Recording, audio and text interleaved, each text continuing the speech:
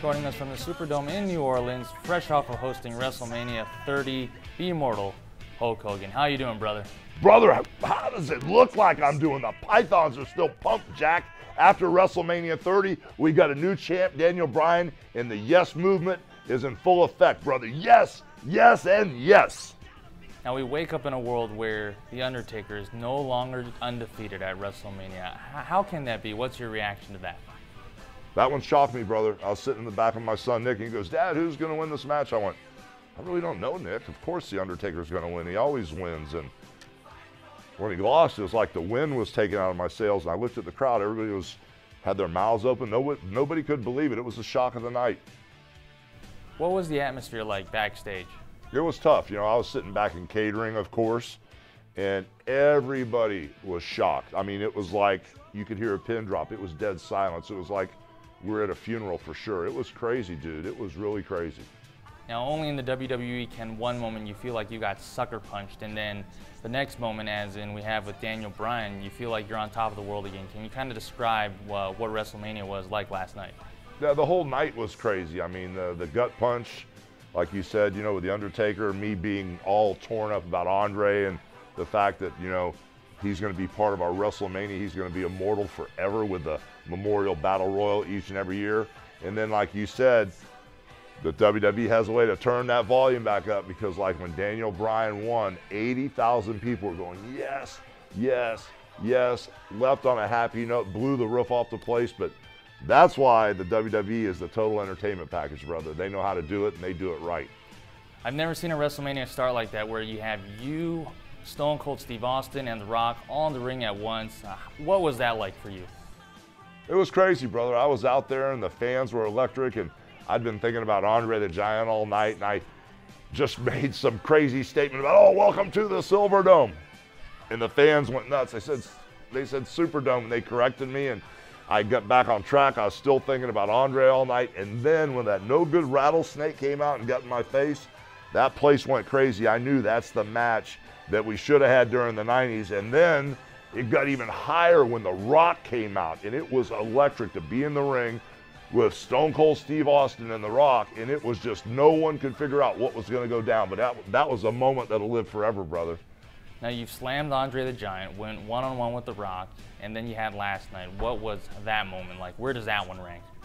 Well, that ranks right up there, brother. Being the host, being back home, being in the center of the ring with The Rock and Stone Cold. You're slamming the Giant at the Silverdome was one thing. Wrestling The Rock in the sky. That's why I got mixed up. The Silverdome, the Sky Dome, the Superdome. You know, wrestling The Rock at the Sky Dome, that ranks up there. But last night was right at the top, brother. That was an energy level I haven't felt ever. You spoke about having a potential match, so do you have one more match left in you? Yeah, I do. I do have one more match in me. With the right guy. Never say never in the WWE universe, brother. I've learned that. So on this current roster, who would that right guy be? On the current roster, if I had to call one guy out, and I love this guy to death because he is the flagship, he's the horsepower of this company. If there's one guy I had to call out, it'd be John Cena. Why do you think John Cena has such a mixed reaction from the crowd? You know, he's polarized. He represents all aspects of sports entertainment. I mean, I've done both. I've been the good guy. I've been the ultimate bad guy as Hollywood Hulk Hogan. You got to know when to shift gears. You got to know when to reinvent yourself. John Cena's at a crossroad right now. Like I said, his merchandise sales, his star power, him being the man that he is, seeing more Make-A-Wish kids than any athlete ever in the history of any business, that says something for the guy. But at the end of the day, you got to listen to what those fans want. And right now, it's 50-50 good guy John Cena, 50-50 bad guy John Cena. He's at the crossroads, brother. I've been there. I know what it feels like. It's a tough decision. Could you ever envision Cena becoming a bad guy? Whew, man, you know, I think it's a business. And you got to make the right business move, you know.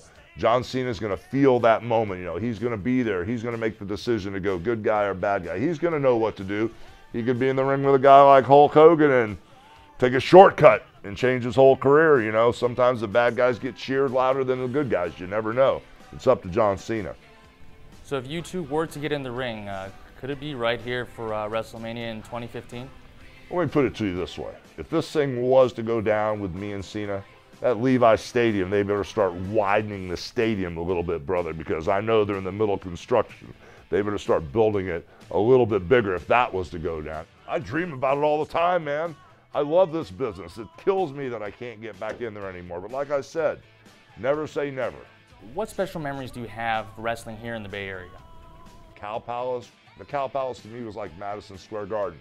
But then you'd go across the bridge and wrestle at the Oakland Coliseum, and those are the toughest wrestling fans around. If the bad guy was beating up Hulk Hogan, the fans would come in the ring in Oakland, brother. They weren't playing. They were serious about who they loved and who they hated.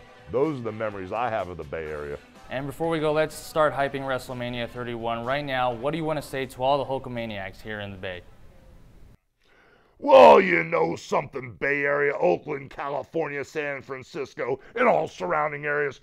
I'm Hulk Hogan, the greatest of all time. In Santa Clara, I hope you're ready, maniacs. I hope the Levi Stadium is big enough, because when Hulk Hogan and the WWE Universe come to WrestleMania 31, what are you gonna do when the walls start rumbling and we tear down the Levi Stadium just for you, brother, at WrestleMania 31? That was fantastic. Hulk Hogan, the immortal Hulk Hogan. Thank you for joining us. Thank you, brother.